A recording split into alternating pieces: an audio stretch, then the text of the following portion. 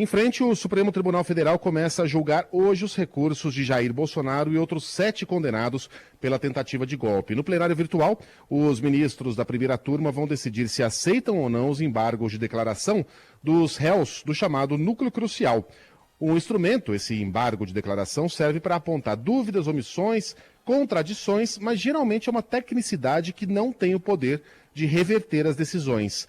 Em setembro, Jair Bolsonaro foi condenado a 27 anos e 3 meses de prisão em regime fechado e temos informações de Brasília com Afonso Marangoni.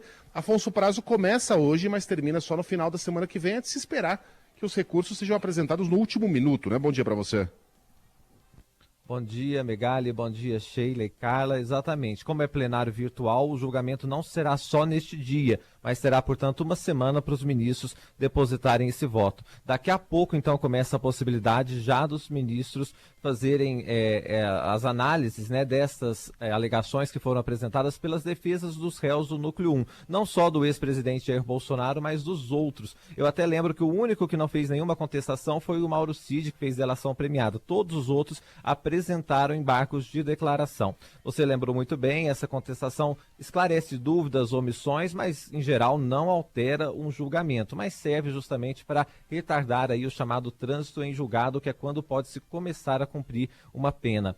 A análise, então, vai até 14 de novembro, no plenário virtual do Supremo, e o entendimento já firmado na Corte é que os réus têm ainda direito a apresentar um segundo embargo deste mesmo tipo. Somente, então, no caso de rejeição dos pedidos, poderão começar a cumprir a pena. Quem vai participar do julgamento, Megali? O ministro Alexandre de Moraes, relator, que deve ser o primeiro a votar, Flávio Dino, Cristiano Zanin e Carmen Lúcia.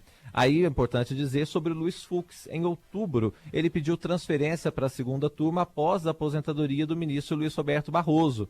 E no julgamento mesmo do mérito, ele foi o único, né, a votar contra a condenação de Bolsonaro. E havia sim dúvidas se ele participaria agora, mas a assessoria do Supremo confirmou que o Fux, então, não participará do julgamento dos embargos. Também quero trazer um outro destaque, viu, Megali, em relação a esse caso. Lembra que o ministro Alexandre de Moraes, na verdade, foi pedido ao ministro Alexandre de Moraes uma avaliação médica do ex-presidente Jair Bolsonaro para saber se ele poderia cumprir a pena na Papuda? Pois é, veio a resposta, uma resposta rápida, e o ministro entendeu que não é o momento processual adequado para analisar o pedido para que Bolsonaro passe por avaliação médica. Essa solicitação foi feita pela Secretaria de Administração Penitenciária aqui do governo do Distrito Federal. Eles queriam avaliar a compatibilidade do ex-presidente cumprir, então, eventual prisão na Papuda, dado o quadro de saúde dele. O ministro Alexandre de Moraes nem analisou o mérito. Ele considerou que a demanda não é pertinente e determinou a retirada do pedido da ação penal. Bom, a gente segue acompanhando aqui os desdobramentos. Conforme for tendo os votos, a gente vai atualizando aqui na Band News FM. Agora voltamos com vocês, Megali, Sheila e Carla. Esse era um pedido exótico mesmo, né? Porque não há precedentes. Isso. Não é, o governador nunca se interessou em saber sobre as condições do presídio da Papuda para receber nenhum outro presidiário. Jamais essa foi uma preocupação, especialmente antes da determinação do início do cumprimento de pena. Então, por que esse pedido?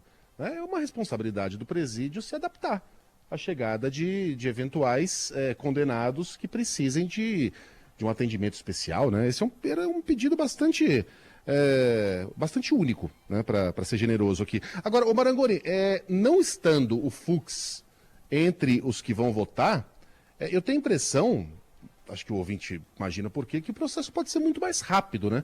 E esses votos pelo plenário virtual podem acontecer em tese hoje. Quer dizer, há a possibilidade real de que um dos condenados já passe um fim de semana na Papuda? Megali, é verdade. Como o ministro Luiz Fux foi o único que apresentou divergência, agora a tendência é que os ministros Alexandre de Moraes, Flávio Dino, Cristiano Zanin e Carmen Lúcia votem no mesmo sentido, né? E esses votos podem sim ser depositados ainda hoje. Agora, não há chance pelo entendimento de cumprir, por exemplo, esse fim de semana, porque os advogados têm uma prerrogativa de apresentar um novo embargo de declaração, para aí tentar sanar a omissão de algum outro ponto que eles acham que pode ser beneficiar os clientes deles, né? Então o que deve acontecer é que depois, aí sim, desse segundo embargo de declaração, comece, portanto, o trânsito em julgado e aí se comece a cumprir as penas. Esse caso da Secretaria do Distrito Federal gerou muita polêmica mesmo, justamente por causa dessa questão que você colocou. Não só de Bolsonaro, deveria pensar se os presídios têm condição de receber todos os outros presos, né? Isso nunca foi feito, é muito, enfim, exótico esse pedido, então não foi aceito. É curioso, né? O embargos de declaração, 12 embargos de declaração, a boneca russa. Mas aí acaba, né? Aí os recursos se esgotam e a gente vai ter o começo do cumprimento das penas. Valeu, Afonso. Bom trabalho para você, irmão. Para vocês também.